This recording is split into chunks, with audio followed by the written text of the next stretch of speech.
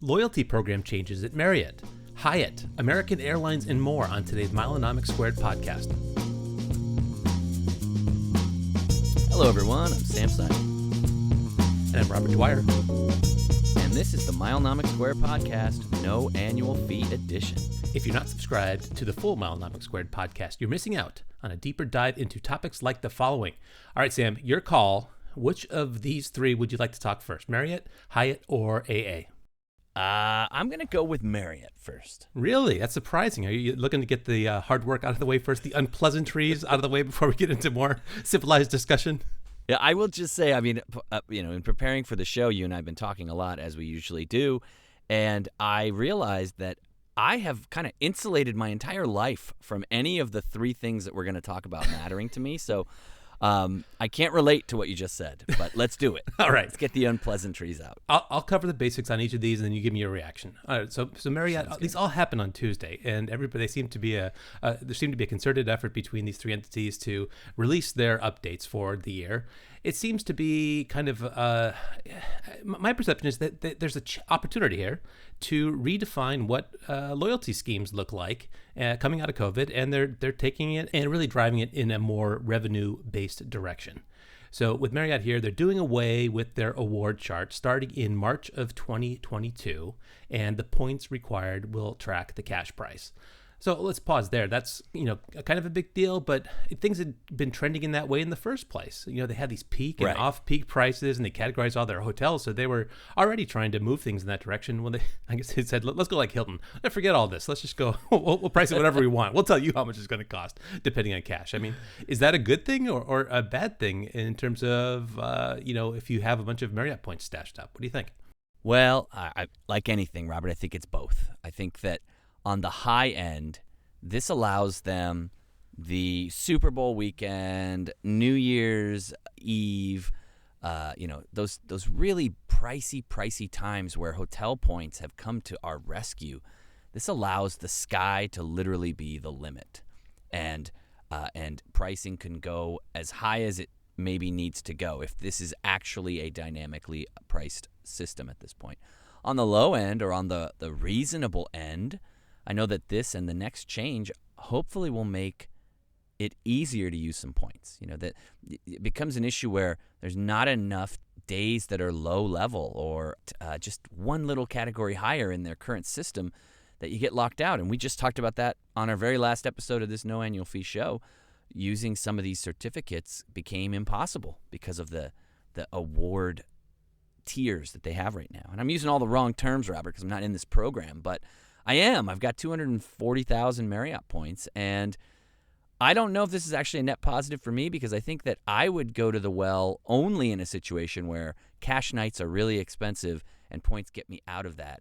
And I think that those situations are probably going to become near extinct.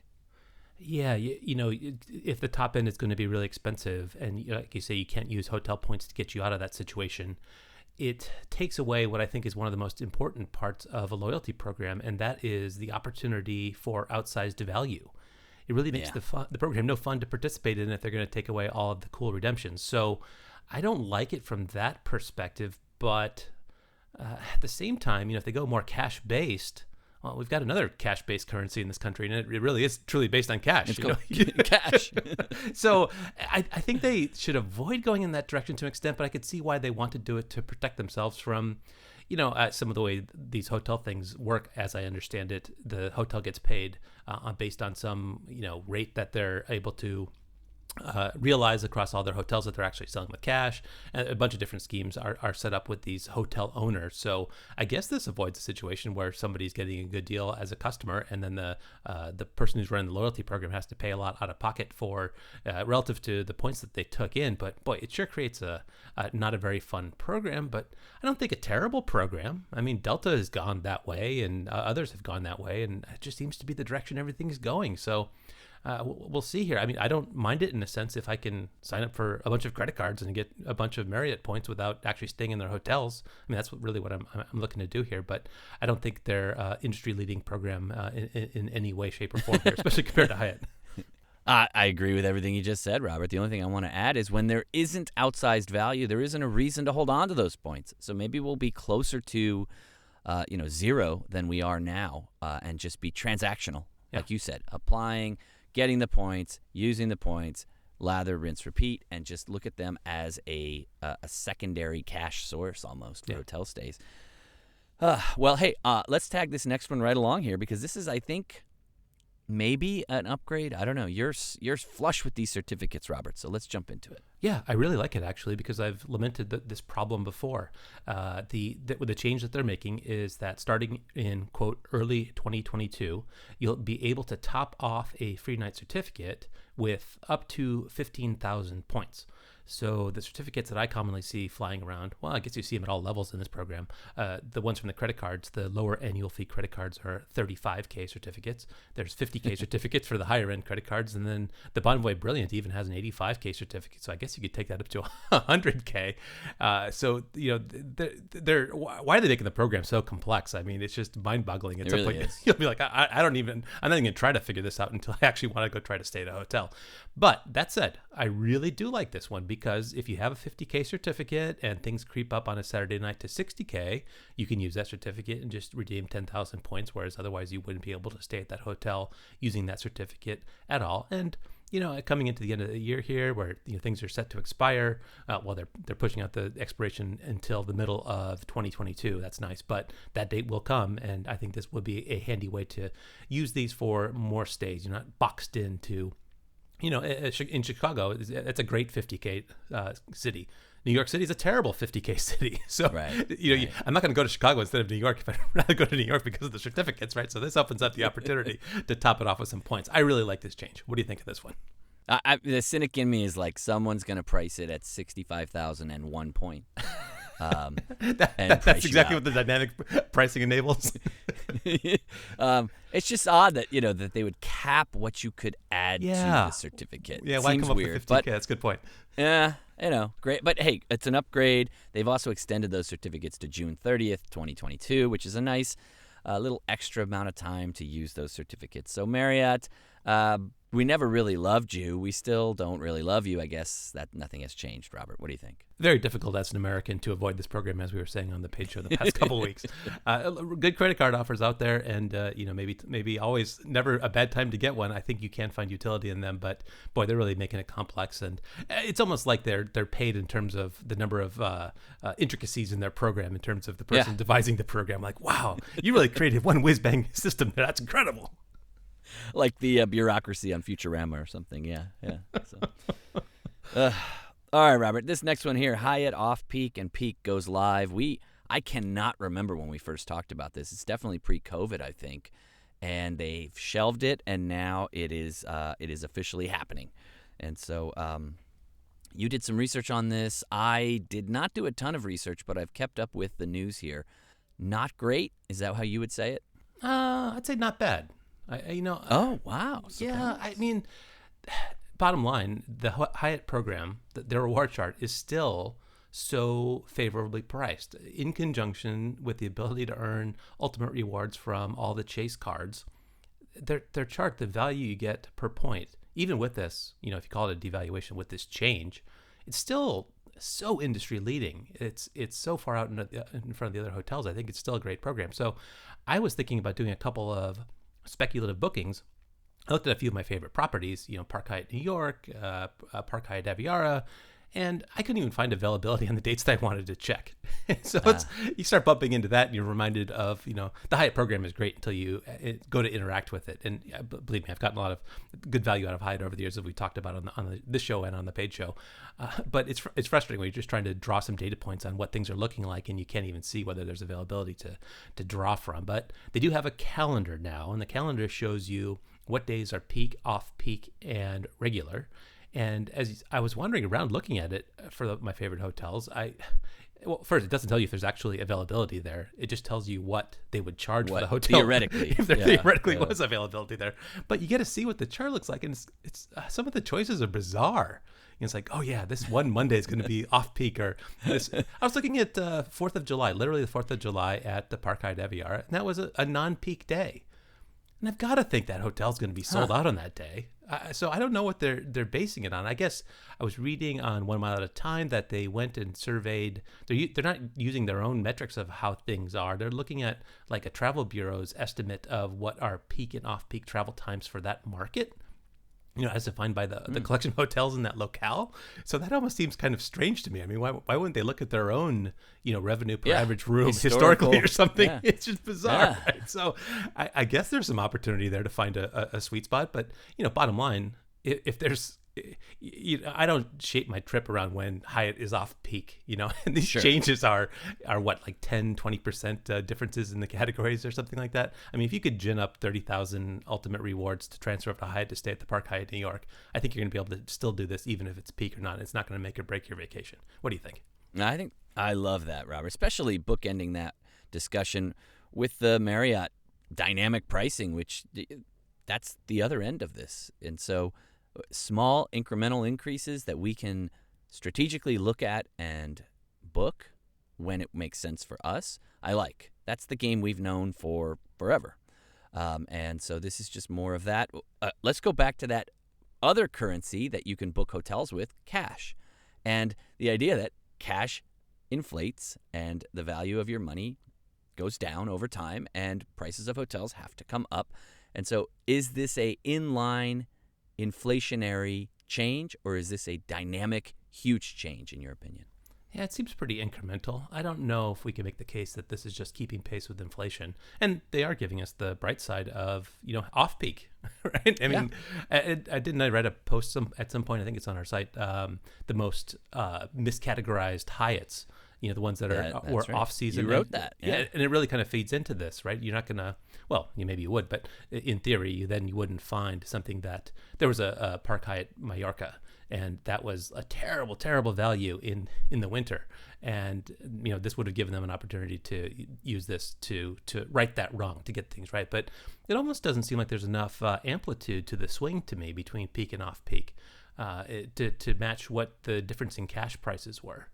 You look at a resort in the Caribbean, say Park Hyatt St. Kitts, the price of that in August versus the price between Christmas and New Year's isn't contained by the peak and off-peak swing that we have here. So I guess that's a good thing. Still more opportunity for outsized value until they take that next step and go completely dynamic like we just talked about Marriott doing. I agree, Robert. Hawaii is another place where, there are weeks of the year where the cash price is 3 or 4 times the normal price, and they just can't get that high on points. And the last thing that we want to cover here, I think, on this is that, there's a 1-to-1 transfer option with Ultimate Rewards and so many bonus cards to earn Ultimate Rewards. Really a fantastic opportunity to earn these points and transfer over to Hyatt, and that is still there. That hasn't changed at all. Absolutely. That's a great thing. Ready to move on to AA? All right. Yes, let's do it, Robert. Well, let's get to the good news first. My wife tells me if I ever say I've got good news and I've got bad news, she doesn't like that. She just says, "Just give me the good news," or don't give me a sense of dread that some bad news is coming. What's wrong? So the good news is that AA has not tinkered with their partner award chart.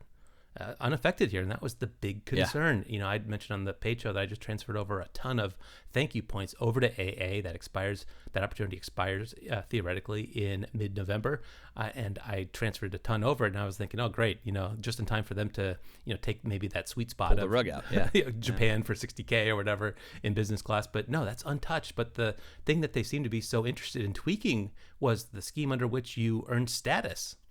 It's not just through flying, it's through spend, and it's through how much you're spending on flying. So, as a guy who doesn't even have an American Airlines account, I don't really so much care about that. And, thinking about for my wife, like, would I care if she had executive platinum status? Like, I don't fly AA enough. I try to shape my life around not flying AA so much. So what do you think? Is that a big nothing burger or what?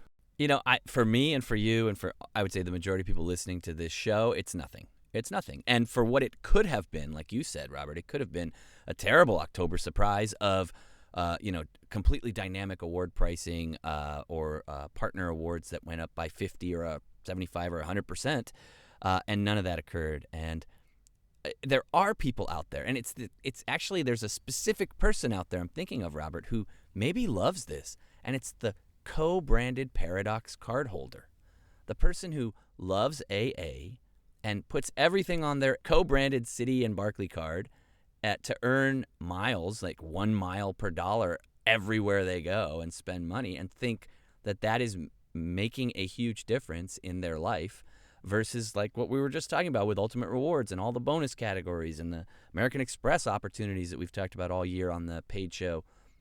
That person will have a positive change from this, in that their base spend on those credit cards will go towards their executive, or will go towards their elite level at American Airlines. Now, were they probably getting to that level anyway without the credit card spend? Probably. And so will they just get there quicker, like in 2 months or 3 months, or will they spend more on the credit card? I think there still is a co-branded paradox, but I think that this makes them feel better about that situation. It strengthens the tie to the spend that they're doing, and that spend has been shown to be very lucrative for these companies. And so I think American Airlines is just saying, show me the money. And it's these loyalty points that they want through all these different things, but not through credit card signups. We're not going to give you any for that. And not through bonus spend opportunities. We don't want you actually bonus spending.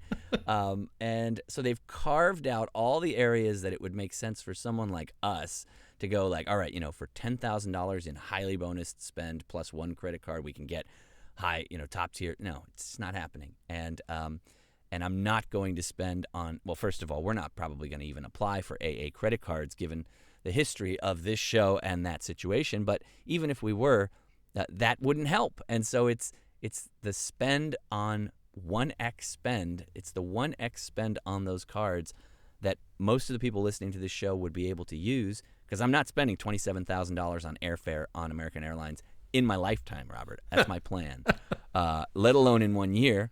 And so I don't know if it's going to actually thin the ranks of their elite. I don't think it's meant to do that. I think it's just like, hey, feel better about it. Now your spend on the credit card actually helps. So go use that credit card. It's going to create more co-branded paradox. That's a great analysis, and I really didn't think of it that way. It's like they're incenting you to spend in an unwise manner on that card that gives you 1 piddly airline mile per dollar, because like you say, all these bank point cards can give you I think pretty much 2x across the board with the Amex Blue Business Plus, the Citi Double Cash, 1.5 base on the Chase Unlimited, Chase Freedom Unlimited, and then you've got cards that earn even more than that, 2.625% over at Bank of America. So you really take that into account, and I know in a sense it's cool that you can gin up status through spend. It's kind of music to my ears in a sense, because the last way I'd want to do it is by actually flying American Airlines awful airplanes and service around. But if I could do it through spend, I might be tempted to do it, or at least a little bit. But the way they've so pigeonholed it to be specific to that unbonus spend, that is not a deal. And you really got to look at that opportunity cost of what that you'd be earning better if you didn't. And you could get yourself a lot of free upgrades for that difference, I would think. Oh, Robert, I mean, imagine if, and this is a hypothetical, the thank you point to American Airlines transfer sticks around. Mm-hmm. You could spend on a Citi Double Cash, or you could spend at 1x on an AA card. And on the Double Cash, you would earn twice as many AA miles, but you wouldn't earn any status at all. And so it's further evidence, I feel like, that's going to stick around, because you have to pick. Do you want those miles to count, or do you want the miles? And I could be wrong. That November 14th, that could go away forever. But I don't know. It's just too weird of a situation for it to not. I probably won't even make the show. It's just between you and I, but maybe it will. I don't know. Anyways, Robert, you're not putting $200,000 on a card that you don't have. I'm not either. Let's move on to something that we might do here. City to Choice Hotel. Go ahead. Are we really going to do this one? I mean, this one sounded really interesting, and I would like to send a personal thank you to Greg at Frequent Miler for bashing his head against this one. I mean, he's doing us all a favor by looking at this stuff. I mean, okay, Choice Hotel 1 to 2 transfers from Citi thank you points. We have a bunch of Citi thank you points, and here is a very interesting one. I thought when the Prestige, there's a scheme where you could get fourth night free and pay with thank you points, and you get the rewards plus 10% back. I wasted so many hours booking clever hotel stays with that, and I thought when they did away with so many of those angles, that I was going to be absolved of trying to waste my time using city thank you points for clever hotel stays. But it comes back here with a vengeance with not only Choice Hotels, They but got you, Robert. They got you. well, the real carrot is the preferred hotels, which are a partnership with Choice Hotels. And the rabbit hole you go down is, well, not all of the preferred hotels are included, but some of them are. And so, some of them are really good. I came up with a list of half dozen properties that were really compelling. I was like, oh, and here's the link to check. And okay, yes, this hotel is included. And then you check and you say, well, there's an award calendar here. It shows you when the rooms are available. And some, there's not a single date available. And some are wide open. So it makes you question whether both those things or either of those things are true. Right. And then you see other ones with, a reasonable award calendar. Some dates are taken and some dates aren't. But in comparing notes with not just Greg, but also or reading Greg's stuff, but Craig from Middle Aged Miles, he left a comment there and I reached out to him. And he's like, I'm seeing the same thing. The calendar showed that it was open, and I called 2 or 3 times. I had a frustrating phone call with somebody. It didn't converge, and all of this is just to get your foot in the door to get that first booking. So if you're just kicking tires on this, imagine you're gonna have to book it, cancel it, actually confirm it. Did it actually go? I mean, just a nightmare of. You had some really good points too in terms of this being a square peg in a round hole situation about why this doesn't work for you. I mean, what kind of room do you get with these? Well, apparently they only book into double occupancy rooms, which I don't even think I could use it. I need 3, 4 at least. What am I gonna do? Book 2 rooms? I love, like you said, Greg did a lot of heavy lifting on this. And there is someone listening who's able to make it and make it work for them. But I don't know if it's you or I or anyone.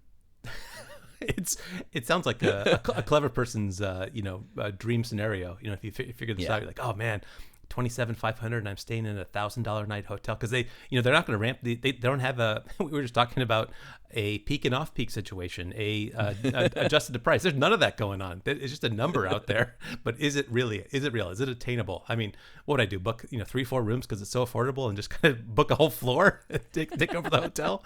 I just can't imagine this working out well, and least of all in cases of cancellation or modification. Because oh my god, that would be awful. Yeah. I mean, I was thinking about calling. I didn't have a Choice account. I was like, I don't need to be part of the exploration party here that figures this out. Let this mature a little bit, I think, is my outlook on it. But I was pressed into thinking about it because I have a bunch of thank you points sitting there. I wanted to get them out of the program. And I was thinking this could be a good redemption. On paper, I can see this easily being worth 4 centipedes. And that's really compelling to me. But sometimes you don't just pay with the miles. You pay with your brain cells. And I think this would be an example of that.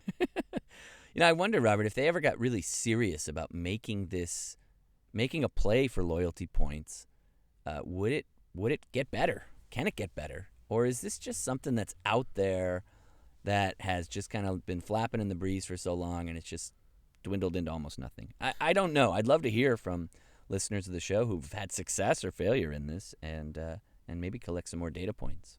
Yeah, you would think there might be somebody with legacy experience with this, from some bizarre Amtrak to Choice to preferred hotel stay. That's cracked 80% of the problem here. And you would think this would really open the floodgates with a 1-to-2 ratio, but I don't know if I want to be part of that. No, yeah. All right, Robert. Last thing here, the Freedom Flex top spend offer for additional Q4 2021 bonus points. This one is interesting. It's only on the Freedom Flex 5X card. So that's the MasterCard version of the Freedom card that earns 5X in rotating categories. It's not on the old Freedoms. So is this the $75 backdoor sign-up bonus, if you will, to convert all your cards to Freedom Flexes? Because if you spend, whatever spend you have in the top category of the categories that they have here in the list, gets an extra 4X, capped at $1,500 for Q4. So in Q4, if you spend at grocery stores, home improvement stores, drugstores, gas stations, streaming services, I'm sure is in there because it's always in there, you would get the extra 4X. And if you could coincide somehow with the current 5X promotion for Q4, that would be 9X if my math is correct. Or if you could maybe do drugstores, which are 3X all the time, that would be 7X. There's a lot of X's flying around here, Robert, and I'm remembering 1-to-1 Hyatt. So this could represent some Hyatt points. Yeah. This is my kind of promotion. Yeah, and I thought I was done for the quarter with PayPal. But then I started thinking, well, PayPal's not a viable top category, but when you bought something that was through PayPal, it also had a category associated with it. It might have been a drugstore. It might have been a online purchase that had a store behind it. So you run into all these deli, crazy, for example. Yeah. Yeah, you run into all these crazy possibilities. I mean, the way Chase is like keeping track of all this stuff is pretty amazing, but it makes for, if you have a stable of Freedom cards, especially Freedom Flex. I think one takeaway, it's time, I think, to dispose of those old Freedom cards. I don't think there's any upside in keeping an old Freedom 5X Classic Visa card. It's time to get over to the Freedom Flex. That 3X at drugstore is interesting, compelling in here, and could pair nicely with this, but I don't think you could pull off the ultimate triple dip. I don't think. Well, maybe you could. I bet the adventurous out there could, where you would do a PayPal transaction at a drugstore, and it was your top category. That would be more than a hat trick, and if anybody's pulled that off, we'd love to see pictures, or it didn't happen. What was that, 14X? 12X? 12X. They said it would top out at 9, but it seems like it would be possible to get it up to 12. The challenge has been extended, Robert. It's going to top out at 9, they say. Watch us, right? Yeah. No, I mean, I think that, look, one other thing to say is, like, this is the best Chase can do right now, and it's nothing compared to what American Express has done lately. But True. It's something. It's something. And it's fun. And like you said, Robert, I do think it's time to change those cards over. The only thing I hate is how long it takes to get a new card from them. I mean, what is it, 2 weeks, maybe 3? It's no Amex Platinum. No. And since you're changing from Visa to MasterCard, your card number will change, which means you got to put it in everywhere else. That's a good deal. I mean, at drugstore, that card, the Freedom Flex, starts to rival the old Blue Cash when you think about those being worth 1.5 cents a piece. So you get out there and get those Freedom Flexes converted and get a stable of those. That's the takeaway, I think. I love it, Robert. All right, close us out. Well, thanks for joining us this week. For a more in-depth discussion about points and miles, visit us at patreon.com/milenomics. There you get a special link to listen to additional content right in your mobile podcast app or on your computer, where we speak more freely about topics like these. As always, you can reach us on Twitter. I'm at Milenomics, and Robert is at Robert Dwyer. We'd love to hear from you. Until then, we'll see you on the site.